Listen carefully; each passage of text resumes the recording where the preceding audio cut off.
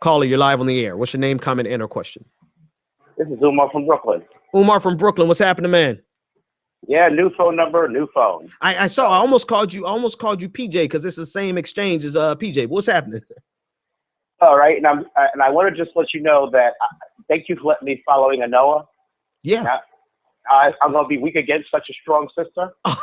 Never that, man. Y'all are both strong. But go for it. Okay. First step. I hate to say this to you, Ben, but of course that's what they're doing, Ben. Of course, that's the game. That's the game. Now, I want to give you first of all, I need a link to that particular article that debunks that meme that when you were just showing the PDF. Okay. You got to send a tweet out a link. Now, second, let me give you all a trick that you might or might not know about. When someone posts a meme and you want to reply to it, right? First off, create your own meme. You can do that with any iPhones or phones or tablets these days. Okay.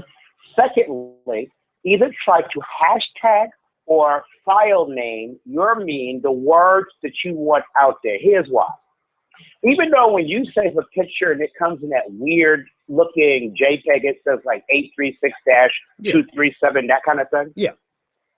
When you name the file words, Google, Yahoo picks it up, despite the fact that social networks encode it. Right. And despite the fact that tablets encode it. This is a way of keeping the message or putting out the other message. And that's the key here, because we got to, what Noah said was right. We got the info. And see, this is the power of the web, that you was able to go back and find that, challenge that person on what they were trying to do, and get blocked, and which, by the way, is a badge of courage. Exactly. You want, I hate to put Hillary people in this, because I think that there are a lot of progressives following Hillary. But this is my mantra, that what we're not realizing is that first female president thing is a hell of a drug. And too many are sniffing that glue. Because you like, if you talked to me in the 90s, I'd have been like, oh, put Hillary up there. We need a woman president or a black president or a gay president, something other than all white men president. But now that she has a record, I can look back to it like, no. Because I'll tell you how we in New York made that mistake. His name was David Dinkins. He was like the worst borough of Manhattan president on the planet. He caved if someone blew a feather at him. Okay. So we were trying to get rid of Koch because Koch was very racially divisive.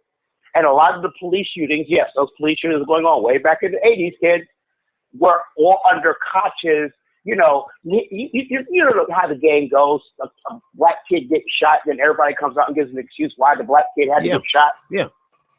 So we were looking for somebody. They come up to me and they said David Dinkins. And I said, look, did you see this guy's record as borough of Manhattan president? Why would you pick him? We have so many other candidates. But once the word Dinkins came out, that was it. And the first black New York mayor was a hell of a drug. Yeah. And I say this unquestionably. If it wasn't for Giuliani, David Dinkins would have been the worst president New York ever had, a mayor New York ever had. And that is what we got to fight when it comes to Hillary Clinton. I understand where they're all coming from, because I also see, I was on my Facebook, and all this Gloria Steinem is saying, if you don't support Hillary, you're a bad woman. Wow. And I'm afraid that we also have to start, calling out our progressives when they go off the rails. Right. Quote unquote, Bill Maher. Bill Maher has gone off the rails. I think when he got disinvited for that college last year, now he's pissed off at progressives. Because if you listen to him now, his spin is, even though he was begrudgingly last week saying, well, you see, Bernie did better than we thought, he was still spinning that PC culture is ruining us all thing. Yeah, exactly. Islam is, it's just a religion. Yeah. Christianity has some problems too, but it's today's Islam. Yeah, like today's Christianity isn't killing anybody. All right, let's pretend. But I hear it in him. Now, he hasn't gone full-blown Dennis Miller, who obviously got a big check when Bush got elected, because Dennis Miller was a biting political commentator. He was chewing up both sides. But the show that came on right after Bush got elected, he suddenly stopped his monologue and went, "I like to thank George Bush for bringing dignity back to the White House." I was drunk, and it blew me away. It made me sober. Wow. So this is what we're dealing with. And wait. You were so it was so bad it made you sober. I was drunk, and when I heard that statement, it made me sober. I could not believe it. Wow. And that's when I began to realize how much money politicians are willing to spend. Because about 6 months after that, he's on MSNBC or one of those. I think he was shooting for Fox. They got the lower conservatives. But I'm saying that's where Bill Maher feels like he's going, because I'm like he can't possibly not hear with himself. He can't hear himself. But essentially, you're saying even when progressives go out the rails, we got to pull them back in too. We either pull them back in, or we got to do what black folk do. Here, everybody else. This is why black folk have those words. You know those words, Negro, sellout, that y'all a little uncomfortable with. We understand completely what we're talking about. Yeah. Yep. And it's a black thing. That's why we have to we don't bother trying to explain it too tough. Right. But here's the thing. When other groups get triggers, they are unmerciless in calling them out. Now, what was that dude's name that pulled out all that NSA stuff? Now, Snowden. White traitor. They don't say it, but you can hear the implication.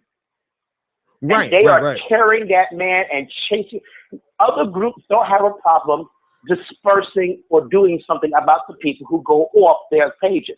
Conservatives, but you know what's going on now?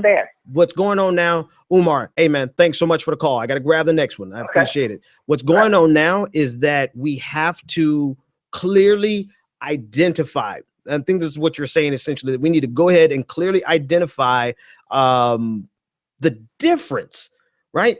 There is a difference, and there is a difference between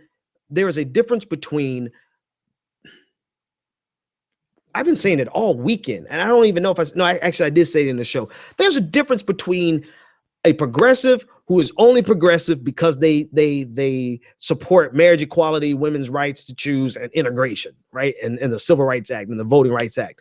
And then a progressive who supports all of progressivism. And we're finally getting to a place where we are going to clearly and succinctly say with one voice, you are not a progressive if you don't support economic progressivism and foreign policy progressivism. Now, it's not a litmus test. You don't have to have 100% accuracy on every single policy, but damn it, you have to have something. Right. And we're getting to the point where we have accepted these blue dog Democrats so much, where we have accepted everything that we initially rejected about Reaganomics. And we've accepted the underlying premises as being accurate. And so now we're finally getting our feet underneath us, right? We're finally getting our sea legs back, where we can confidently say, no, this is not what progressivism is.